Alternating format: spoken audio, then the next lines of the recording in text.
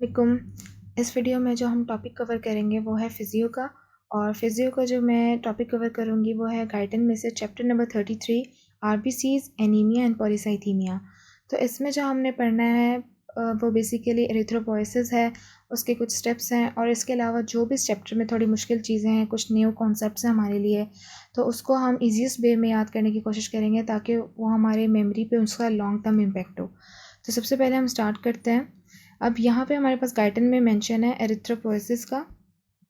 Erythropoiesis का mention है कि बॉडी के किस पार्ट में और किस एज में एरिथ्रोपोइसिस हो रही है। तो सबसे पहले जो मेंशन है वहाँ पर अर्ली वीक्स का बताया हुआ है कि अर्ली वीक्स में एरिथ्रोपोइसिस कहाँ हो रही है। तो उसका उन्होंने बुक में बताया हुआ है यॉर्क सैक में। सो यॉर्क सैक और वीक्स, ये एम्ब्रियो की यॉर्क सैक की बात कर रहे हैं कि एम्ब्रियो में अर्ली वीक्स में एरिथ्रोपोइसिस कहाँ हो रही है। तो यहाँ पे वीक्स का एस आ रहा है और यॉर्क सैक में भी एस आ रहा है। सो वीक और सैक ये हमें बता रहे हैं अर्ली वीक्स में। ठीक है, अर्ली वीक में हमारे पास यॉर्क सैक में एरिथ्रोपोइसिस हो रही है। उसके बाद मिडल ट्राइमेस्टर की बात है कि मिडल ट्राइमेस्टर में हमारे पास एरिथ्रोपोइसिस कहाँ हो रही है।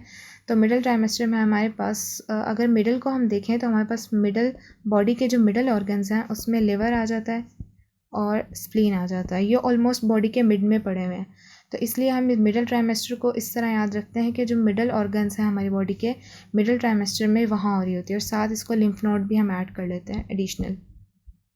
तो ये जो हमारे पास बेसिक साइट्स थी जहाँ पे हमारे पास मिडल ट्राइमेस्टर में एरिथ्रोपोइसिस हो रही है। उसके बाद बर्थ या फिर बर्थ से कुछ टाइम पहले, जैसे 1 महीना पहले, तो 1 महीना पहले बर्थ से कहाँ हो रही है, बर्थ में, बर्थ के टाइम पे या बर्थ के बाद या 1 महीना पहले बोन मैरो में हो रही है। उसके बाद बोन्स का मेंशन है बुक में कि कौन सी बोन में किस टाइम हो रही है, लेकिन यहाँ पे हमारे पास बर्थ जो बता रही है इसमें आफ्टर बर्थ आ रहा है, और बर्थ जो है हमारे पास यहाँ बिफोर बर्थ भी आ रहा है, जो कि सिर्फ 1 महीना पहले की बात है, just before the just before the birth या फिर लास्ट मंथ ऑफ गेस्टेशन। तो ये हमारे पास आ गए हैं एरिथ्रोपोइसिस किस एज में, किस टाइम पर, किस जगह हो रही है। ठीक है, इसके बाद जो हमारे पास एरिथ्रोपोइसिस के मेन स्टेप्स आते हैं वो है बेसिकली सबसे पहले जो हमें याद करना है PORE।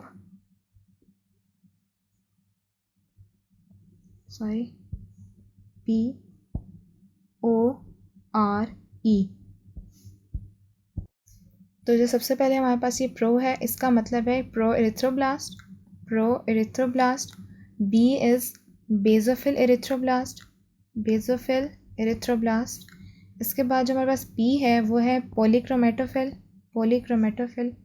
O is orthochromatic erythroblast, orthochromatic erythroblast. इसके बाद जो आर है हमारे पास वो है रेटिकुलोसाइट, रेटिकुलोसाइट, और ई है हमारे पास फाइनली एरिथ्रोसाइट, एरिथ्रोसाइट। सो ये हमारे पास एरिथ्रोपोइसिस के स्टेप्स हैं, जिसमें सबसे पहले हमने याद करना है प्रॉब।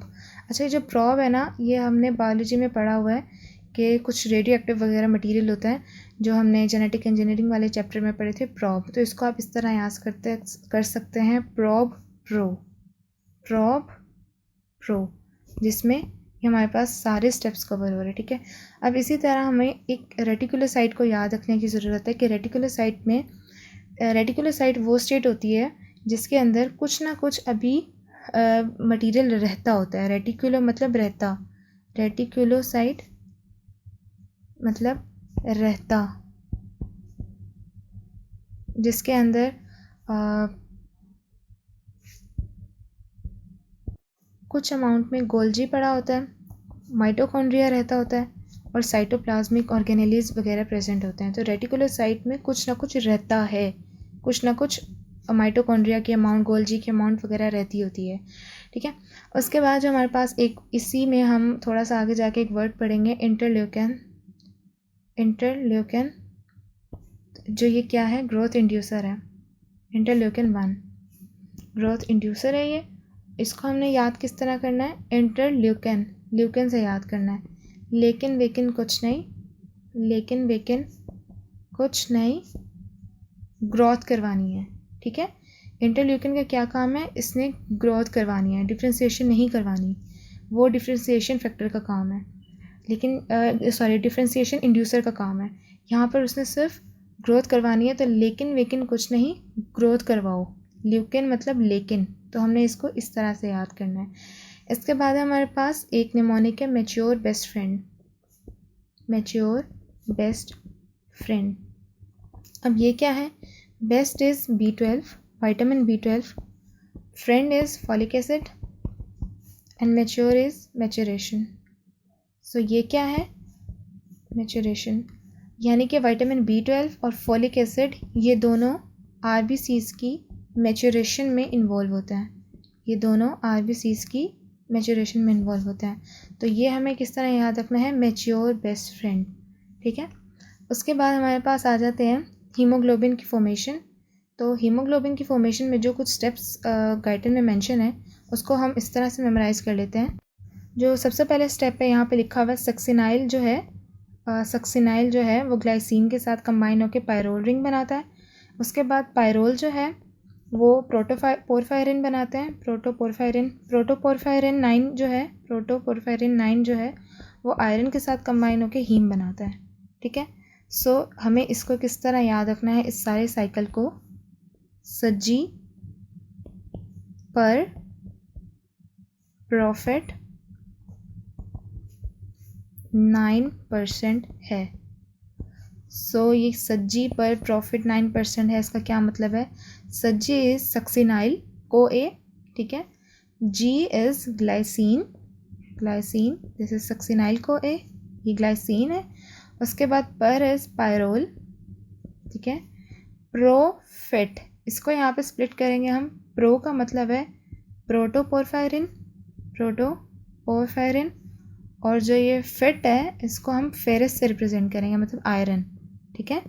तो यहाँ पे जो हमारे पास प्रोटोपोरफायरिन है वो आयरन के साथ कंबाइन हो रहा है, ठीक है। एक स्टेप में जब आप स्टेप नंबर 3 देखेंगे तो प्रोटोपोरफायरिन एक्स जो है, 9 है, वो उसके साथ आयरन के साथ कंबाइन हो रहा है। और ये जो 9% है इसका मतलब है कि प्रोटोपोरफायरिन कौन सा है? प्रोटोपोरफायरिन 9, ठीक है। दिस इज 9%, और है इज हीम। तो जो फाइनल हमारे पास बनता है हीम, वो हीम इस तरह से बनता है। सज्जी पर 9% प्रॉफिट है, सज्जी पर 9% प्रॉफिट है, जिसके नतीजे में हमें हीम मिलता है, ठीक है। अगर इसी तरह आप हीम आगे पॉलीपेप्टाइड चेन के साथ कंबाइन करेगा तो वो हीमोग्लोबिन चेन बना देगा, हीमोग्लोबिन चेन बना देगा। इसको सिंपल सा याद करने का तरीका, ये वैसे भी याद हो जाएगा, लेकिन अगर किसी को नहीं होता है तो इसका सिंपल वे है, हमारी पेप्सी हमें चाहिए, हमारी पेप्सी। पेप्सी क्या है? Pepsi is peptide, which peptide? Polypeptide, ठीक है। पेप्सी इज़ पेप्टाइड और ये पॉलीपेप्टाइड है। हमारी is haem, Pepsi poly is Pepsi is polypeptide, हमें इज़ हीमोग्लोबिन एंड चाहिए इज़ चेन। तो यहाँ क्या हो रहा है? हीम जो है पॉलीपेप्टाइड के साथ कंबाइन करके हीमोग्लोबिन चेन बना रहा है, तो हमारी पेप्सी हमें चाहिए, ठीक है। उसके बाद वो चेन्स वगैरह हैं, 2 alpha chain 2 beta chains combine करके हीमोग्लोबिन ए बना रही हैं। तो इस तरह से ये हीमोग्लोबिन की फॉर्मेशन के स्टेप्स हैं। उसके बाद देखते हैं हम अगला। उसके बाद जो मेंशन है यहाँ पर हमारे पास 2 टर्मिनोलॉजीज डिस्कस की हुई हैं, एपोट्रांसफेरिन और दूसरी है एपोफेरेटिन। सो ये क्या है? ये बेसिकली आयरन की एक तो स्टोरेज फॉर्म है और एक ट्रांसफ़र फॉर्म है, कि आयरन किस फॉर्म में ट्रांसफ़र होता है और दूसरा किस फॉर्म में इस सेल के अंदर पड़ा होता है या स्टोर होता है, ठीक है। सो इसको याद करने का तरीका ये है, सबसे पहले एपोट्रांसफेरिन को देखते हैं। एपोट्रांसफेरिन का है एपोट्रांसफेरिन, सो जैसे कि नाम हमें बता रहा है ट्रांसफ़र, तो ये ट्रांसफ़र फॉर्म है कि जिसमें आयरन पूरे ब्लड में घूम फिर रहा होता है। सो किस फॉर्म में वो फिर रहा होता है? जब वो एपोट्रांसफेरिन के साथ आयरन आके कंबाइन करेगा तो ये ट्रांसफेरिन बना देता है। सो बेसिकली जो आयरन कंबाइन करके इसके साथ घूम फिर रहा होता है तो वो ट्रांसफ़र हो रहा होता है, और ये ट्रांसफेरिन हमें यहाँ से बता रहा है कि ट्रांसफ़र फॉर्म में। उसके बाद फेरेटिन, एपोफेरेटिन, तो फेरेटिन जो है इसमें फेरेटिन TIN, एन और फेरेटिन, फेरेटिन मतलब फेरस, एन मतलब इनसाइड।